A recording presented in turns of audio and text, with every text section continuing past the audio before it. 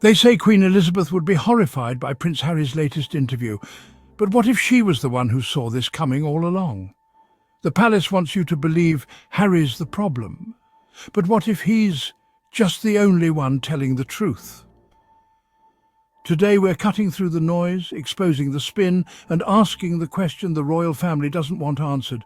What really happened behind palace walls, and why are they so desperate to silence him now?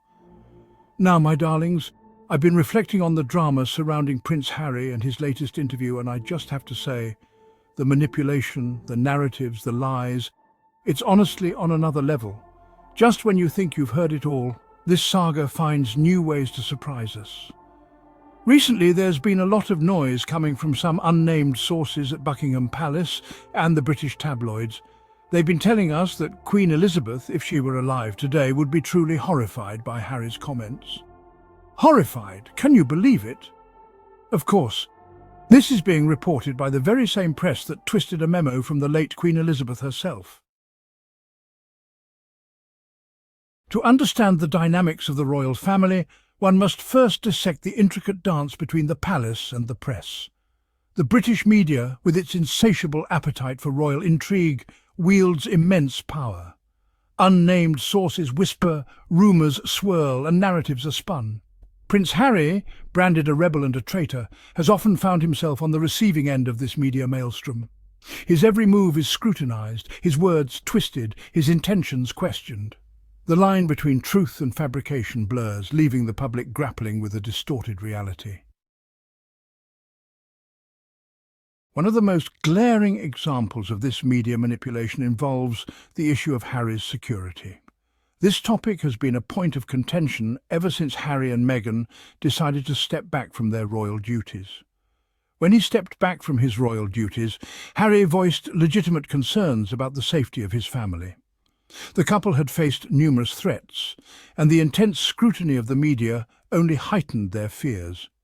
He sought continued protection, not as a prince, but as a husband and a father. His primary concern was the well-being of his wife Meghan and their young son Archie, who had become the focus of relentless media attention. The Queen, in a private memo, reportedly acknowledged these concerns. She understood the unique position Harry was in and the potential risks involved. Yet this memo was swiftly dismissed by palace officials. The narrative shifted. Instead of addressing the genuine security concerns, the palace's response was to downplay the issue. Harry's pleas were painted as unreasonable demands, his concerns brushed aside. The media, always eager for a sensational story, latched onto this portrayal.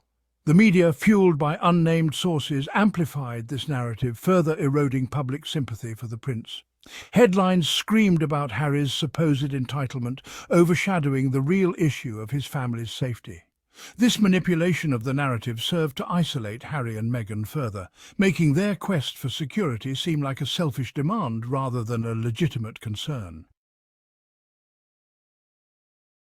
Throughout his public statements, Harry has maintained that his desire is not to tear down the monarchy, but to heal the rifts within his own family. He has spoken candidly about his struggles with mental health, the pain of losing his mother, and the lack of support he felt within the institution. His interviews, though revealing, have also been laced with a deep sadness, a longing for understanding and reconciliation. He has expressed his love for his father, King Charles, and his hopes for a future where they can mend their fractured bond. At the heart of this royal rift lies a fundamental power imbalance. The monarchy, an institution steeped in tradition and protocol, operates within a rigid hierarchy.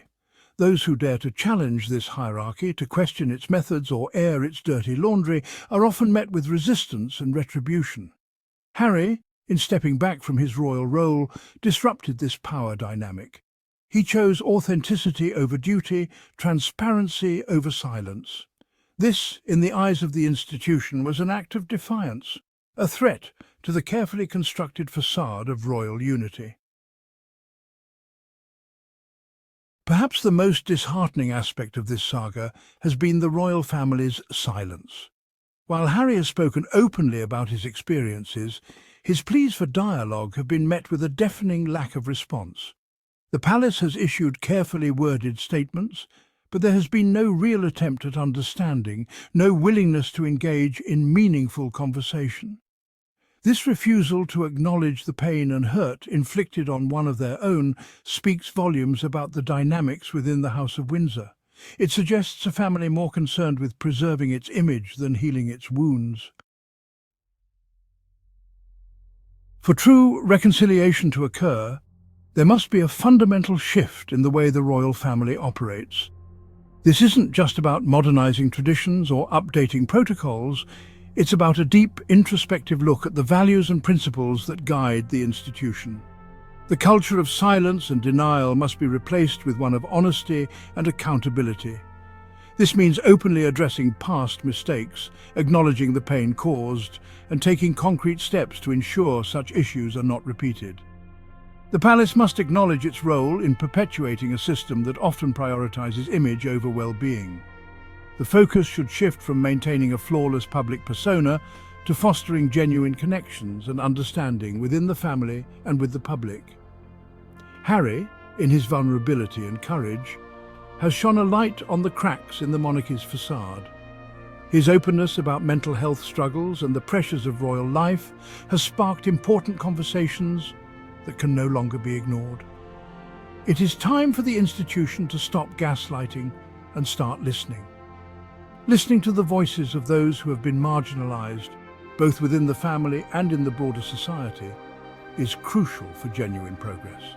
It is time for the royal family to choose empathy over tradition, healing over hierarchy.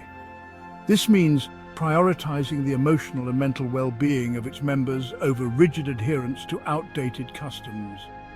Only then can they begin to bridge the divide and rebuild the fractured bonds within their own family. By embracing transparency and compassion, the royal family has the opportunity to set a powerful example for the world, showing that even the most venerable institutions can evolve and grow.